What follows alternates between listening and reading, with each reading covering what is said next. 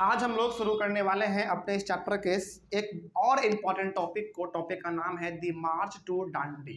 ठीक है ना। चलिए, इसमें हम लोग पढ़ेंगे नियम, नमक कानून के बारे में। नमक कानून क्या था, यानी कि सॉल्ट लॉ क्या था, इसके बारे में हम लोग बात करेंगे आज। चलिए, हाँ, देखा जाए क्या लिखा हुआ है।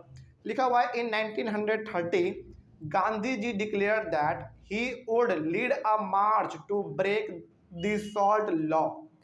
1930 को गांधी जी ये पूरे भारत के लोगों से कह देते हैं कि हम लोग अब जो है ना, जो नमक कानून है, जो सॉल्ट लॉ है, उसको ब्रेक करने के लिए एक बहुत बड़ा मार्च निकालने वाले हैं, यानी कि एक बहुत बड़ा मूवमेंट चलाने वाले हैं, आंदोलन करने वाले हैं। अब इसके पीछे का थोड़ा सा बैकग्राउंड बताते हैं कि सॉल्ट लॉ क्या था। सॉल्ट लॉ बेसिकली नाम से मालूम चल रहा है, नमक कानून है ना। नमक कानून ये था कि नमक बनाएगा भी अंग्रेज, हालांकि बनाएगा नहीं बल्कि बनवाएगा, उस पर कंट्रोल उसी का होगा। तो बनाएगा अंग्रेज, बेचेगा अंग्रेज, ये अधिकार केवल किसके पास रहेगा? अंग्रेजों के पास। कोई भी आम आदमी भारत का ना ही नमक को बना सकता है, ना ही नमक को बेच सकता है। यही हमारा नियम था सॉल्ट लॉ। ठीक है ना। तो अब गांधी जी को लगा कि भाई देश हमारा, समुद्र का पानी हमारा है ना, तो फिर नमक बनाने का अधिकार भी हमारा होना चाहिए। तो गांधी जी को यही चीज लगा और गांधी जी ने इसके लिए मूवमेंट शुरू कर दिया। ठीक है, अब देखा जाए क्या हुआ। तो गांधी जी ने 1930 में घोषित कर दिया कि हम लोग नमक कानून को तोड़ने के लिए एक बहुत बड़ा मार्च निकालने वाले हैं। ठीक है।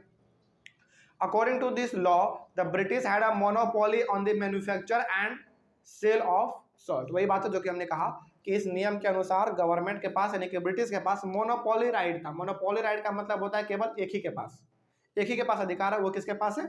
ईस्ट इंडिया कंपनी, यानी कि ब्रिटिश के पास ये अधिकार था कि वही लोग नमक बना सकते हैं और वही लोग बेच सकते हैं। ठीक है, ये उन्हीं के द्वारा निकाला गया एक नियम था। आगे Mahatma Gandhi along with other leaders reasoned that it was wrong to tax salt because it is an essential item of our food। तो गांधी जी के साथ बहुत ही बड़े बड़े लीडर ने ये रीजन दिया। उन्होंने ये कहा कि देखो भाई, नमक के ऊपर जो टैक्स लगाए हो या फिर जो नमक कानून तुम लोग बनाए हो, ये गलत है। क्यों?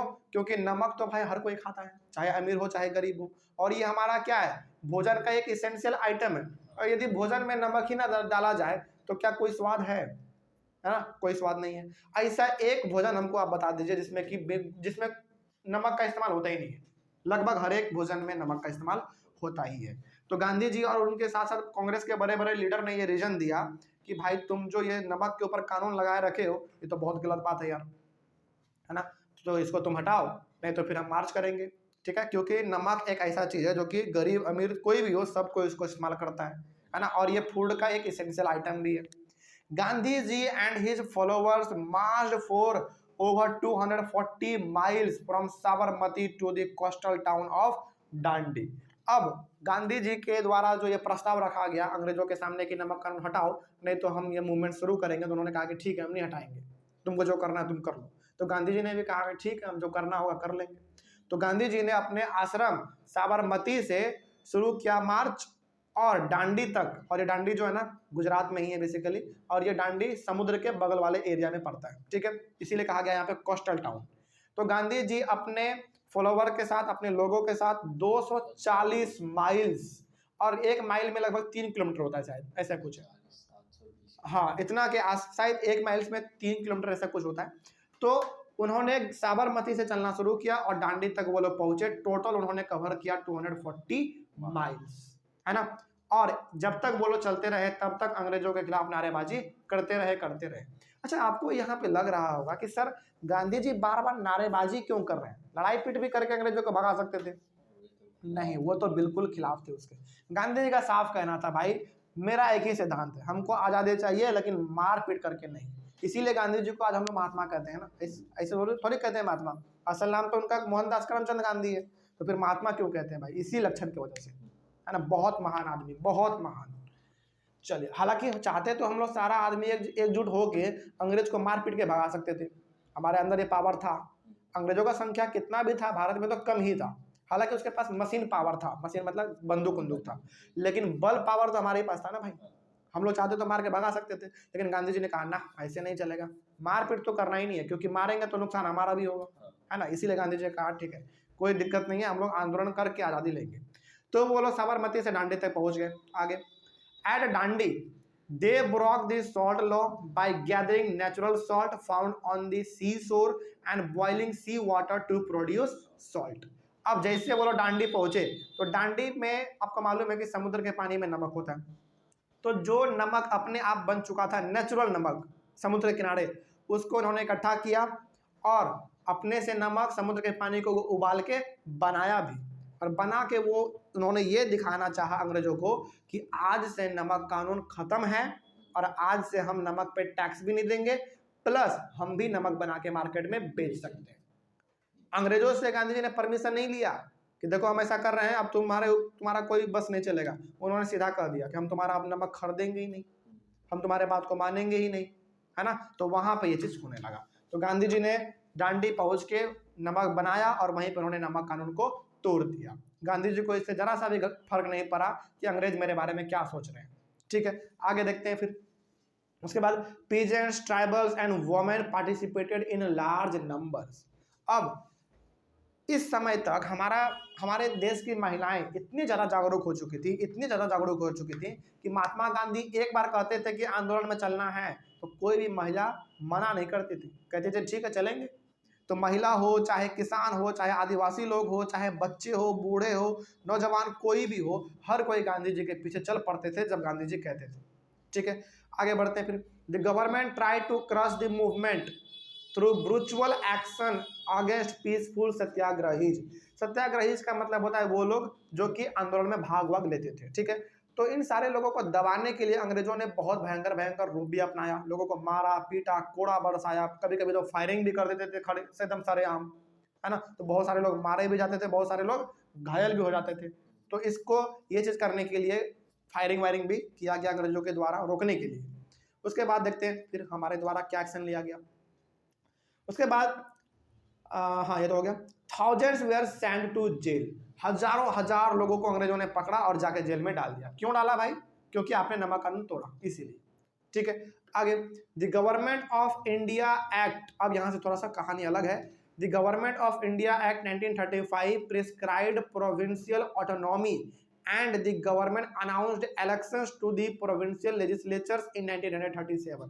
अब गांधी जी ने जो ये नमक कानून तोड़ा ना, इससे अंग्रेज इतना ज्यादा घबरा गए थे, इतना ज्यादा घबरा गए थे कि उनको लगने लगा था कि एक जो गांधी है ना बहुत बड़ा सरदर्द है, ये जितने भी हमारे द्वारा नियम निकाले गए हैं सारा को ये आंदोलन कर करके तोड़ देगा। इससे बढ़िया है कि इसको इलेक्शन लड़ने का परमिशन ही दे दो। हम लोगों को क्या चाहिए था? हम लोगों को आज़ादी चाहिए या फिर हमको भी इलेक्शन लड़ने का मौका दो, ये दो चीज चाहिए ना हमको। हम कभी ऐसा बोले, मतलब कि गांधी जी ने कभी ऐसा कहा कि हम तुमको मारेंगे? नहीं, गांधी जी का हमेशा ये कहना था कि भाई तुम यहाँ से भाग जाओ, हमको आज़ादी दे दो, नहीं ये कर सकते तो हमको इलेक्शन लड़ने का मौका दे दो, ताकि हम अपने लोगों को अपने अंदर समा सके, यानी कि अपने मीटिंग में बैठा सके, नियम कानून अपने लोगों के लिए बना सके। ठीक है, और इसी चीज को लेकर ईस्ट इंडिया कंपनी ने नियम निकाला उस लॉ का, government of India act of 1935। ये पूरा एक्ट का नाम है, याद रखिएगा, government of India act of 1935। 1935 में ये एक्ट निकाला गया और हम लोगों को प्रोविंशियल ऑटोनॉमी दे दिया गया। प्रोविंशियल ऑटोनॉमी का मतलब यहाँ पे ये है कि अब भारत के लोगों के लिए इलेक्शन लड़ेंगे, जो जीतेगा वो लोग पार्लियामेंट में जाके बैठेंगे और उसके लिए वो लोग नियम कानून बनाएंगे। यानी कि सिंपली अब हम लोगों को भी इलेक्शन लड़ने का मौका दे दिया गया था। ठीक है, वो भी कब? 1935 में ये नियम निकाला गया और 1937 में इसको पूरी तरीके से लागू भी कर दिया गया। ठीक है, आगे the Congress party formed government in 7 out of 11 provinces. अब ये प्रोविंसेस क्या होता है? देखिए, प्रोविंसेस का मतलब यहाँ पे ना एक एक प्रोविंसेस में 3-4 स्टेट उस समय पे आते थे। मतलब प्रोविंसेस का मतलब एक सिंगल स्टेट नहीं समझना है, प्रोविंसेस का मतलब समझना है कि 2-3 स्टेट का एक ग्रुप होता था उस समय पे। तो पूरे भारत में उस समय पे 11 प्रोविंसेस यदि होंगे, सपोज कीजिए बस कि यदि 11 प्रोविंसेस होंगे तो 11 में से 7 गो कांग्रेस ही जीत गया, 4 गो जो है वो अंग्रेजों के कब्जे में रह गया। तो यहाँ पे देखो कांग्रेस का कितना बड़ा दबदबा था, 11 में से 7 गो वो अकेला जीत गया, है ना। तो ये दिखाता है कि भारत के लोग एक्चुअल में आज़ादी चाहते थे। ठीक है, तभी तो उन्होंने कांग्रेस को चुना, अंग्रेज को नहीं चुना।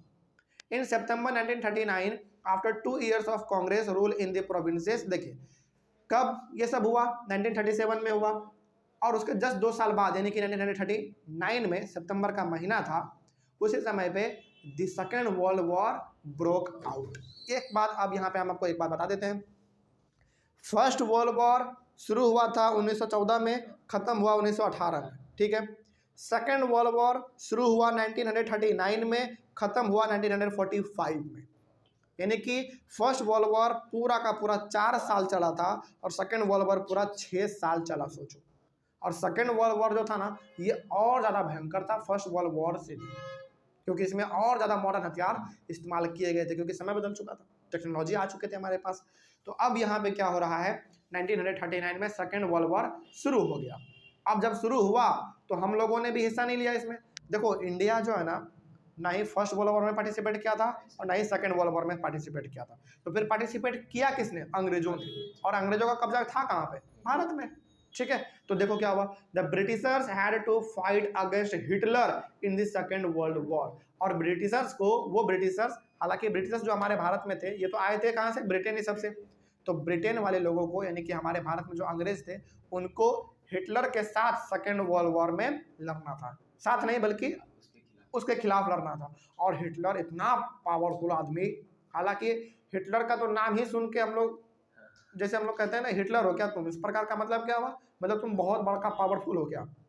तो हिटलर का मतलब यहाँ पे ये है बहुत पावरफुल आदमी, बहुत खतरनाक आदमी। क्लास 9th में आइए, एक चैप्टर है हिटलर के बारे में ही, पूरा चैप्टर नंबर 3 हिस्ट्री का, बताएंगे हिटलर क्या था। मतलब ऐसा आदमी जो कि एक साथ लाखों लाखों आदमियों को मारता था, गोली से नहीं, गैस से, घुटन का जिंदगी मारता था, ये तरपा तरपा के मारने में ये विश्वास करता था। हिटलर बड़ा खतरनाक आदमी था।